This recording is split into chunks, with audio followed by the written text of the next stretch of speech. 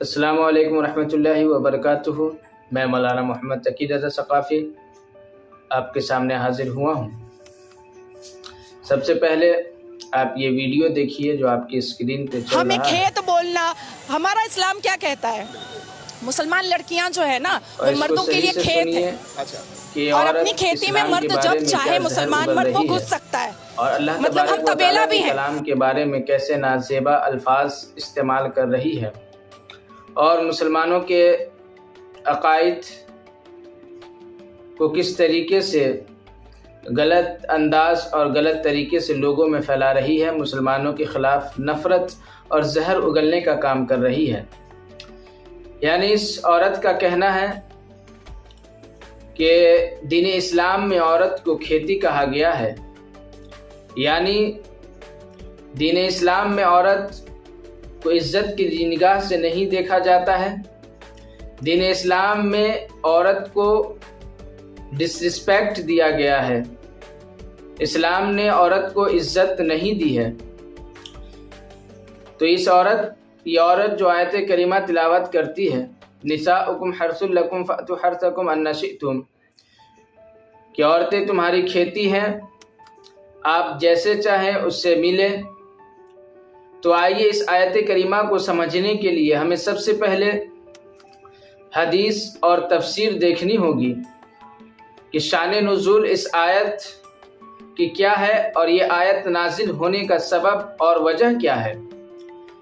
جب آپ حدیث شریف کا مطالعہ کریں گے تو بخاری شریف میں ہے ایک حدیث مبارکہ ہے، ابن منقدری سمعت جابرا قال كانت اليهود تقول اذا جامعها من ورائها جاء الولد احول فنزلت نساؤكم حرث لكم فاتوا حرثكم ان شئتم، کہ یعنی یہودی کہا کرتے تھے کہ اگر آپ اپنی بیوی سے پیچھے سے ملتے ہیں تو آپ کو کاڑا بچہ پیدا ہوگا۔ اور یہ بات مسلمانوں میں بھی مشہور ہو گئی، تمام مسلمان کی عورتوں میں بھی مشہور ہو گئی۔ حضور علیہ السلام کی بارگاہ میں بہت ہی زیادہ شکایتیں آنے لگی، تب جا کے یہ آیت نازل ہوئی ہے۔ تو یہ آیت نازل ہونے کا مطلب this is not about کھیتی، this is not about field, but it's all about in which way do you want to meet with your wife, in which method do you want to meet with your wife, and in way do you want to have intercourse with your wife۔ یعنی یہ جو آیت کریمہ ہیں یہ کھیتی کے بارے میں نہیں بلکہ ایک طریقہ کے بارے میں کہا گیا ہے، کہ یعنی آپ کو جو طریقہ پسند آئے، جیسا طریقہ پسند آئے، جو آپ لوگوں کو جو طریقہ بھی پسند آئے اس طریقے سے آپ اپنی بیوی سے ملے، لیکن صرف ایک ہی مقام پر۔ یہ تو ایک جواب ہو گیا، اور دوسرا جواب یہ لے لیجئے کہ اگر اسلام عورتوں کی عزت نہ کرتا تو اسلام عورتوں کے قدموں تلے جنت ہے یہ نہیں کہتا۔ اگر اسلام عورتوں کی عزت نہیں کرتا تو اسلام بیویوں کے حقوق نہیں بیان کر رہا ہوتا۔ اگر اسلام عورتوں کی عزت نہیں کرتا، اگر اسلام میں عورتوں کا مرتبہ اونچا نہ ہوتا تو اسلام میں ماؤں کا مرتبہ اس طریقے سے بیان نہ کیا گیا ہوتا۔ اگر اسلام میں عورتوں کی کوئی عزت نہ ہوتی تو عورتوں کا اس قدر مرتبہ نہ بڑھایا گیا ہوتا۔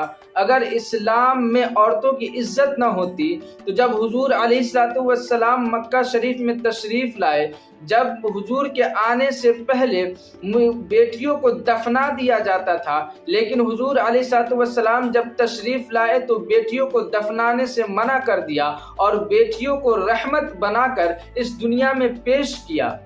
اگر اسلام میں عورتوں کی عزت نہ ہوتی تو اسلام اس قدر عورتوں کو، ان کی شان کو بلند و بالا نہیں کرتا۔